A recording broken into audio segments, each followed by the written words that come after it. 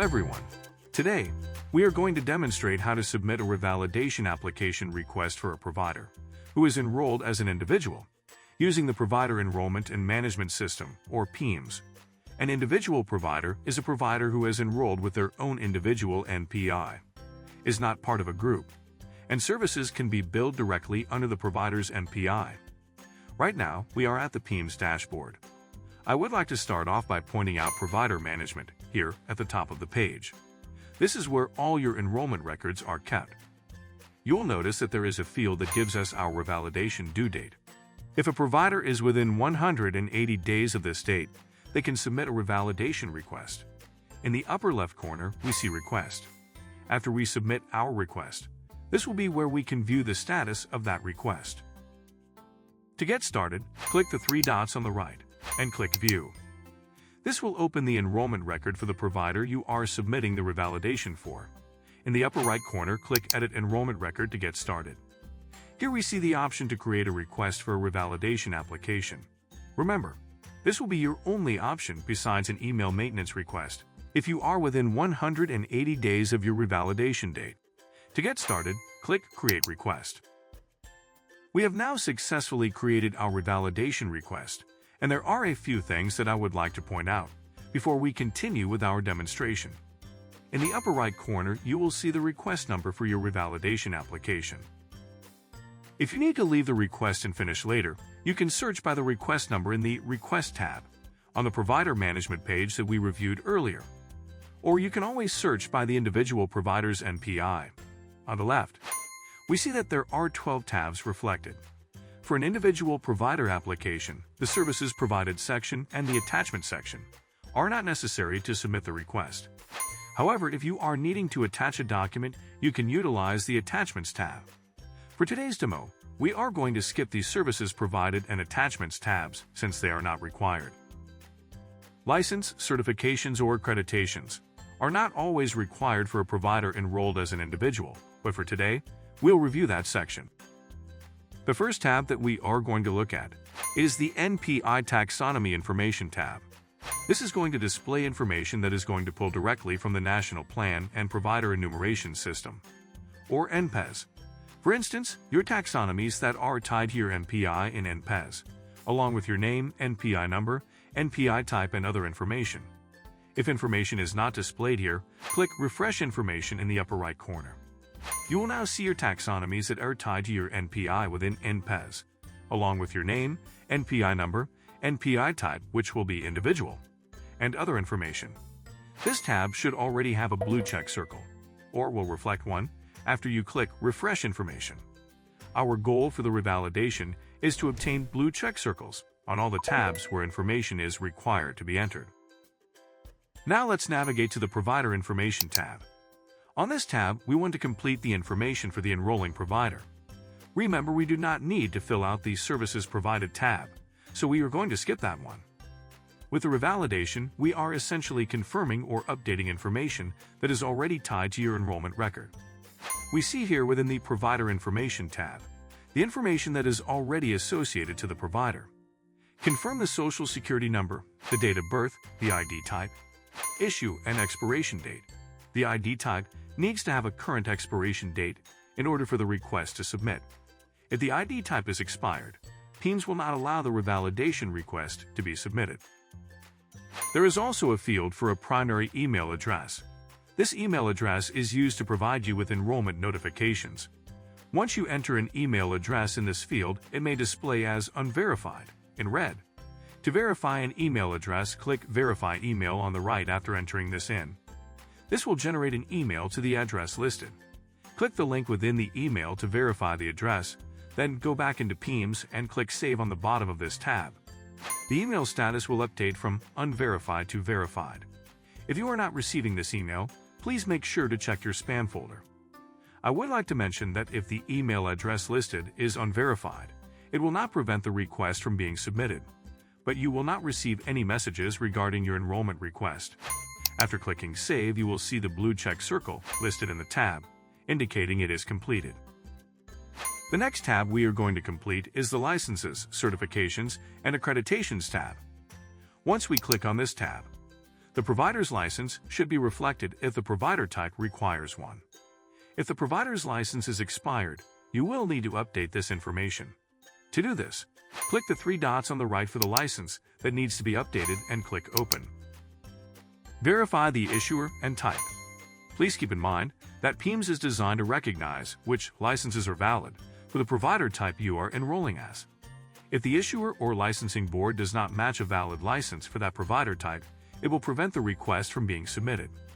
Enter the current expiration date, scroll down, and click Save. Complete these steps for any other licenses that need to be updated. If you are wanting to add any other license or certificate to your enrollment record, click the Add Licenses, Certifications, and Accreditations button shown. After updating or adding any licenses, certifications, or accreditations, the blue check circle should be reflected on this tab, indicating that it's completed. Now we can move on to the Disclosures tab. Within the Disclosures tab, these questions may already show as being answered. Scroll down, read and confirm all the questions are answered yes or no. If they are not, please answer these yes or no questions. These questions are about the individual provider who is revalidating. After you have confirmed all questions have been answered, scroll to the very bottom and click Save. A pop-up box will appear if the only question that was answered yes is the "Are you a citizen of the United States?" Click OK, and this tab should now reflect a blue check circle. If you are not a citizen of the United States, answer no to this question. Then select the country of which you are a citizen from the drop-down and click Save. A pop-up box will appear again, and you will need to attach proof of citizenship before this tab will reflect as completed. Click Cancel so you can upload this document. Make a selection from the drop-down box to associate the document to the question that was answered yes. For this example, we will select Non-U.S. Citizen. To upload these documents at the bottom of the page, click here to select Files. Select the type of document you are uploading from the drop-down. Select the document you would like to add and click Open or Save. You will then see the document on the bottom underneath Uploaded Files after you have added it. Be sure to click Save at the bottom so that the document is saved to the Disclosures tab. You may receive the pop-up again. Repeat these steps for any additional documentation you would like to add, or click OK to complete the Disclosures tab. Scrolling up, we will now see a blue check circle next to the Disclosures tab, indicating that it is completed. Now let's complete the Accounting Billing Information tab. Since we are revalidating, a tax ID number or TIN segment should already be displayed. To complete the information, start by clicking the three dots on the right and select Open. On the left, we see there are three tabs that need to be completed. These are the Accounting Billing, W-9, and EFT tabs. Start in the Accounting Billing tab and enter the first and last name of the billing contact.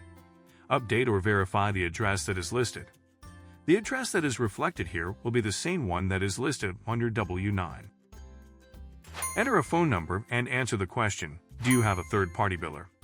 A third-party biller is an entity who submits claims on your behalf. Enter their information and click Save on the bottom to complete this tab. If you do not have a third-party biller, answer no to this question and click Save on the bottom. The blue check circle will now be reflected on the Accounting Billing tab. Let us review the W-9 tab. Start by confirming the name that is listed is correct in line 1. If you need to make any updates to this name, key in the updated name. Once you have confirmed the name is listed appropriately, enter a business name, disregarded entity name, or a doing business as name in line 2 if applicable. For line 3, select the appropriate federal tax classification. If other was selected, please key in the type of federal tax classification you are listed as.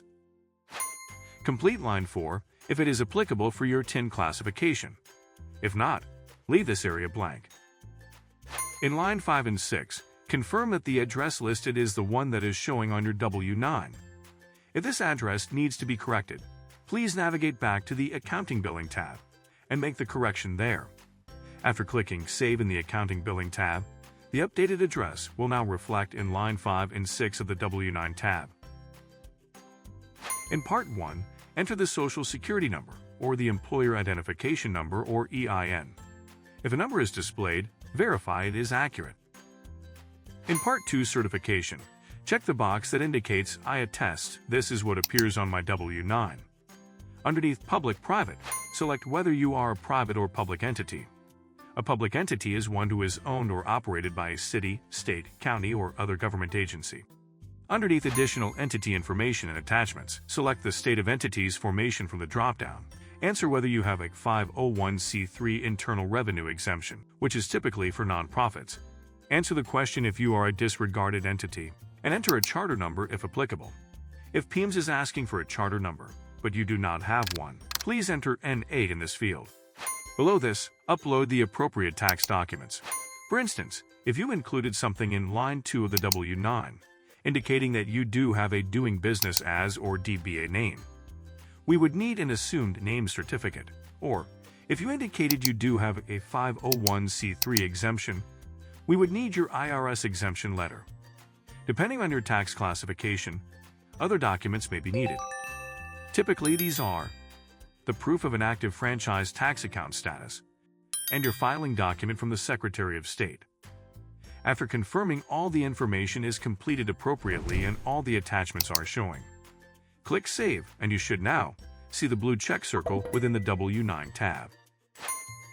Now on to the EFT or Electronic Funds Transfer tab. If you are already participating in EFT, you will still need to complete information in this tab to continue having those reimbursements deposited into your bank account. If you do not wish to participate in EFT, please check the box at the top, indicating I do not wish to participate in the EFT program.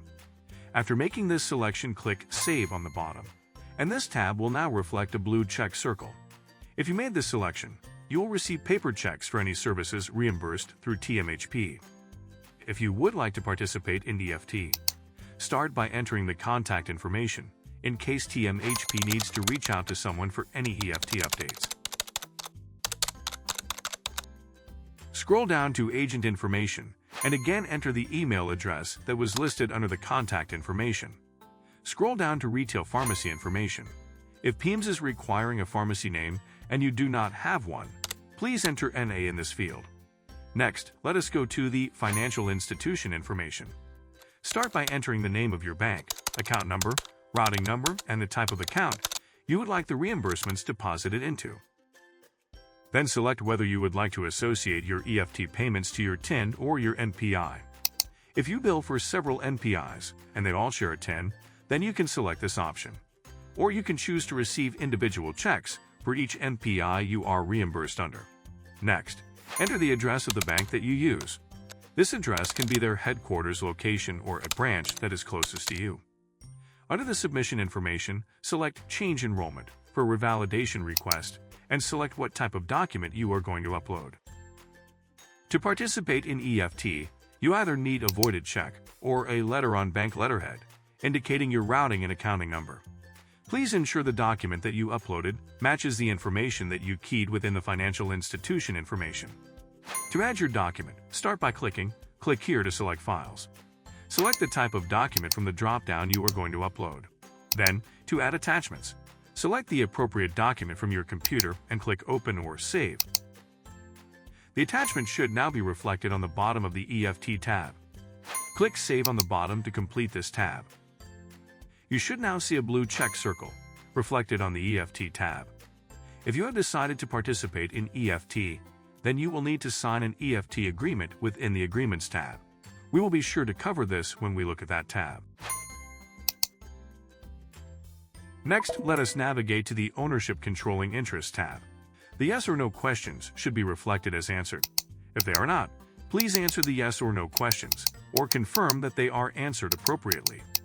After you have confirmed that all the questions have been answered correctly, scroll to the bottom and click Save. Next, you should see a principal already listed. We will need to complete information for each principal that is tied to your enrollment record. If you would like to remove a principal, click the three dots and select Delete. Then enter the relationship end date along with the reason. After clicking OK, the principal will be removed. Before adding a principal, read the definition above this section to see who or what needs to be added as a principal to your enrollment record.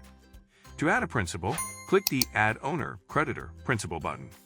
Start by entering the Social Security number or the Tax ID number of the principal that is being added. Then click Verify Information. If you are not adding or removing a principal, click the three dots next to each principal to complete information for each one listed. After opening the principal that you are completing information for or have just added, you will see 6 tabs on the left. All 6 tabs need to be completed to successfully revalidate your enrollment record.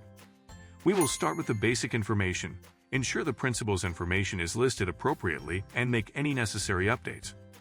For instance, if a driver's license is reflected as expired, please key in a current expiration date and click Save. For a new principal, enter all the fields as indicated with a red asterisk.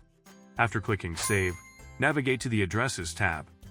If the physical address has not changed, click Verify Address. If the physical address is different, make the appropriate update and then click Verify Address. If the accounting billing address is the same as the physical address, check the box which indicates Same as Physical Address. If it is different, please enter the accounting billing address and then click Verify Address. After doing this, click Save on the bottom to complete the Addresses tab. Next, let us look at the Healthcare Licenses, Certifications and Accreditations tab. Answer the yes or no question, do you have a professional license? If no is answered, click Save to complete this tab. If the principal does have a license, certification, or accreditation, check Yes, and then click the Add Healthcare Licenses, Certifications, or Accreditations button. Key in all the required fields as indicated with a red asterisk, and then click Save on the bottom. This will take you back to the Healthcare Licenses, Certifications, Accreditations tab. Click Save once more on the bottom to complete this tab. If a license is already reflected and the expiration date needs to be updated, click the 3 dots and click Open. Update the expiration date and click Save on the bottom. This will take you back to the Healthcare Licenses, Certifications, Accreditations tab. Click Save once more on the bottom to complete this tab after you have updated the expiration date. Let us now go to the Employment Information tab. Enter or update the title of the principal along with their duties. Underneath your role in the provider organization, make the appropriate choice within the dropdown. Then enter the role effective start date. Below this, answer the yes or no question indicating if you have employment history with a separate provider. If yes is checked, please enter the information for this previous employer. This would be the NPI, provider name, address, and the start date. Then click Save on the bottom to complete this tab. If no is answered for the Do you have employment history with a separate provider question, click Save, and this will complete the tab. For the Relationship Information tab, answer the yes or no question. Do you have a relationship with a separate provider? This is asking if you have any contractual relationships with another provider. For instance, let's say you are an MD who is referring a client to a specialist down the street. If you and this specialist have a contractual agreement that you will be sending clients to them, you will need to answer yes and enter their information after answering this question. Click Save to complete this tab.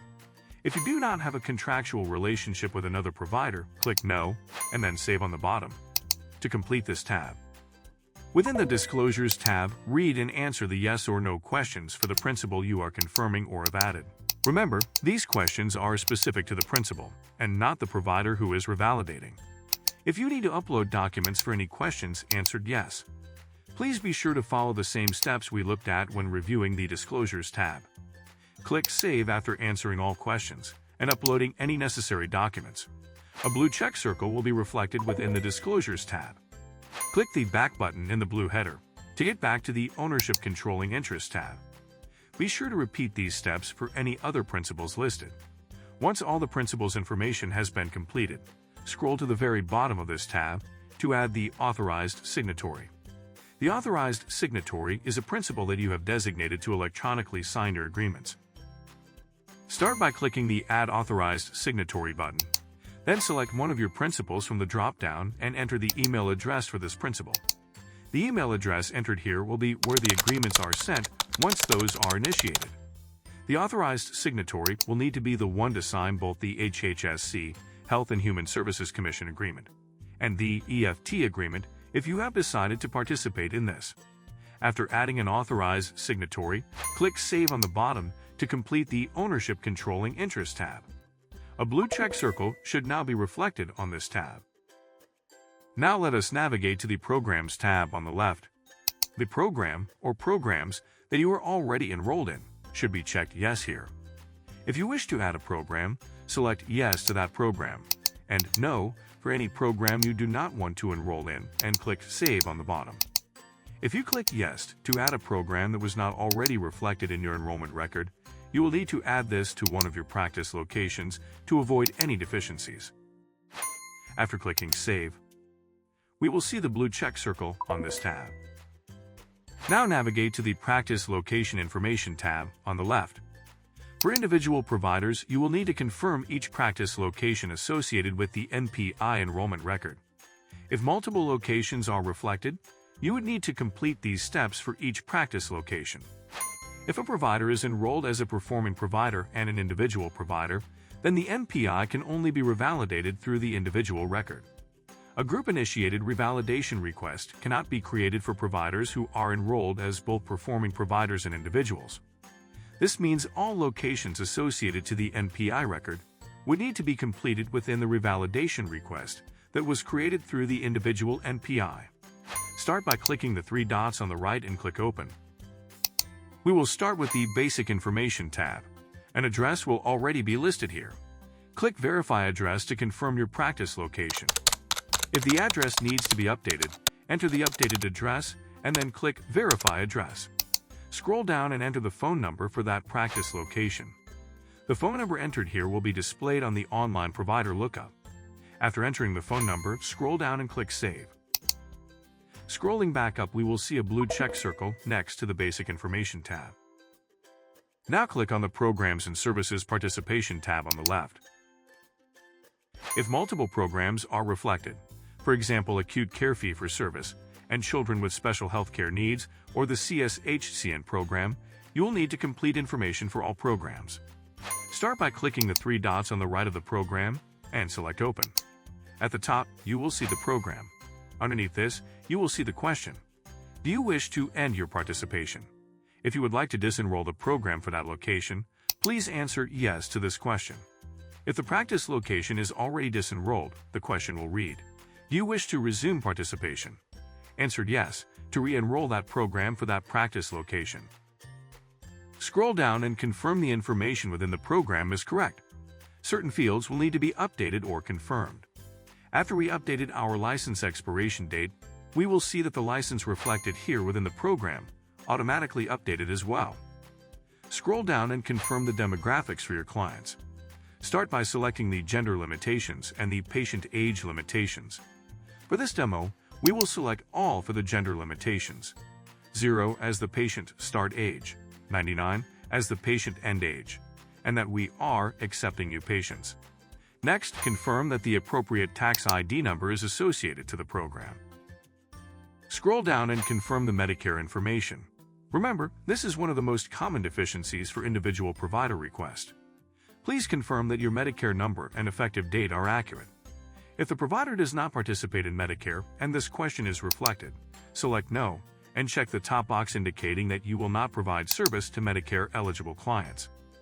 Then select one of the two options underneath Medicare waiver requests for whichever choice is more applicable. For this example, we select the top choice. After making a selection, in the box below, explain and justify your reason for making a Medicare waiver request. For this example, we will use a Medicare number to associate to our program within the practice location we are revalidating. Scroll down below and answer the yes or no questions.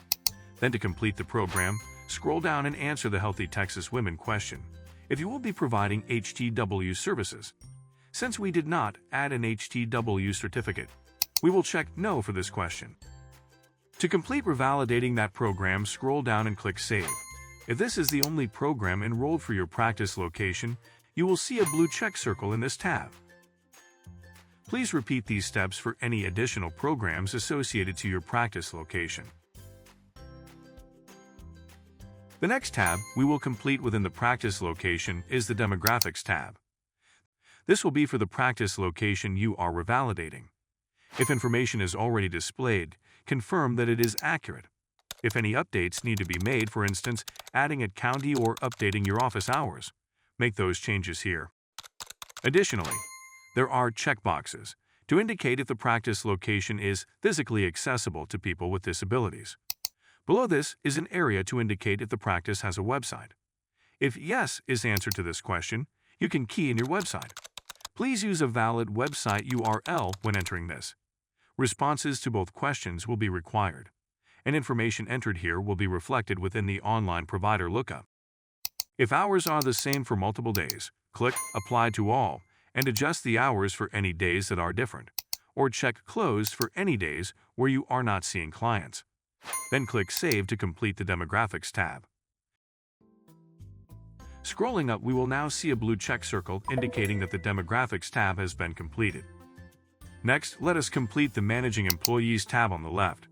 To add a managing employee, click the Add Managing Employee Association button on the bottom. Then from the drop-down, choose one of the principals you had entered in the Ownership Controlling Interest tab.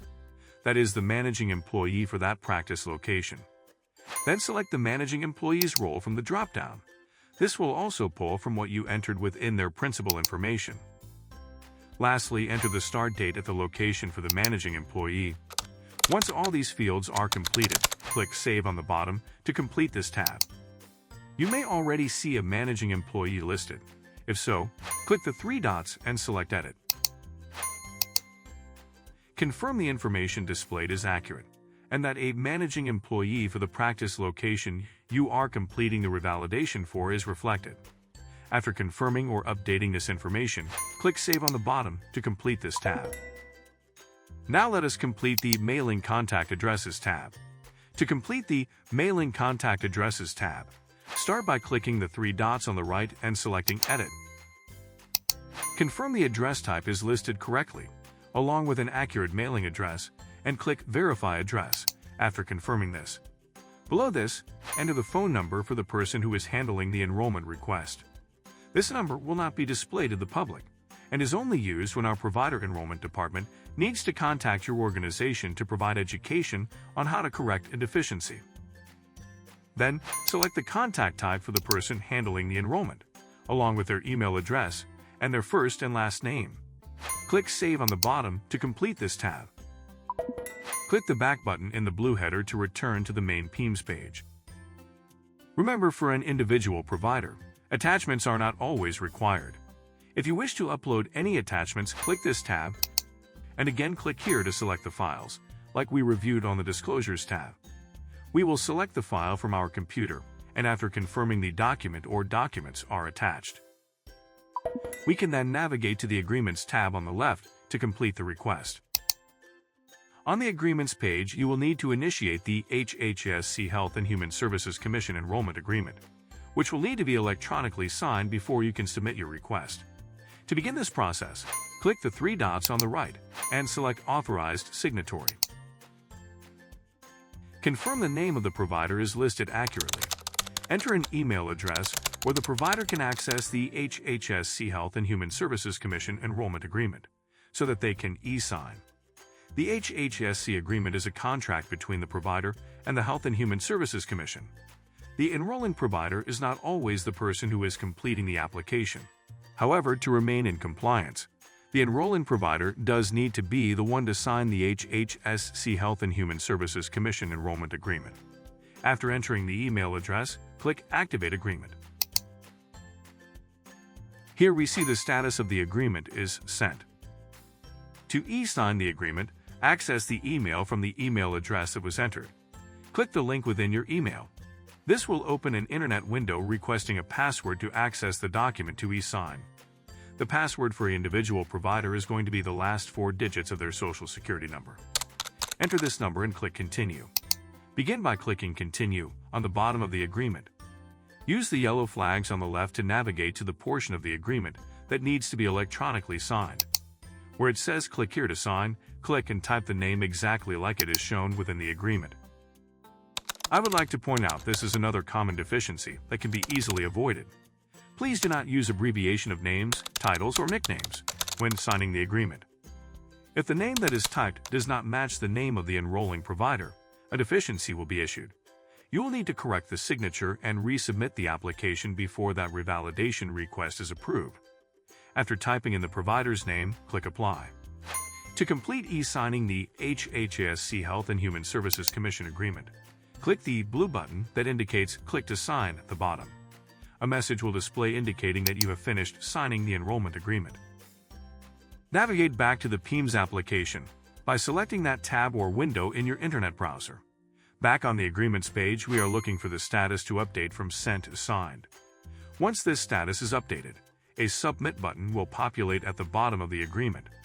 Sometimes, this can take some time for the agreement to populate as being signed. This page will need to be refreshed for it to update the status. You can do this by clicking Agreements on the left to refresh this page. If it is taking a while for the agreement to reflect as signed, leave the request and then come back in later. Here we see the status is updated from Sent to Signed, and that we have our Submit button reflected on the bottom. Please keep in mind after clicking Submit, you will not be able to make any updates or changes to your revalidation request. PEMS will run a deficiency check before the request can be submitted. If any deficiencies are reflected, you will see a red circle indicating what tab needs to be completed or fixed before the request can be submitted. A message will display indicating the request has been successfully submitted. Click OK, and then click the back button in the blue header to return to the PEMS dashboard. Click Requests in the upper left corner to verify the status of the request you just submitted. You can search for the request by entering the request number in the upper right corner or the NPI of the provider you submitted the request for. As the application moves through its various stages of processing, the status will update. The only time you need to respond is when the status is indicating pending provider response. This means that our provider enrollment department has identified a deficiency within your revalidation request. You will need to open the request by clicking the three dots and navigate to the area where the deficiency was identified. This will be indicated with a red circle. Once you have successfully made the corrections, go back to the Agreements page and click Submit. This will put the application back into a status where provider enrollment will verify the correction has been made and continue processing the request. After you've completed the revalidation process, TMHP will place your application in closed enrolled status, and you'll be given a new revalidation due date. Thank you very much for your time today. Hopefully, you have found this video helpful.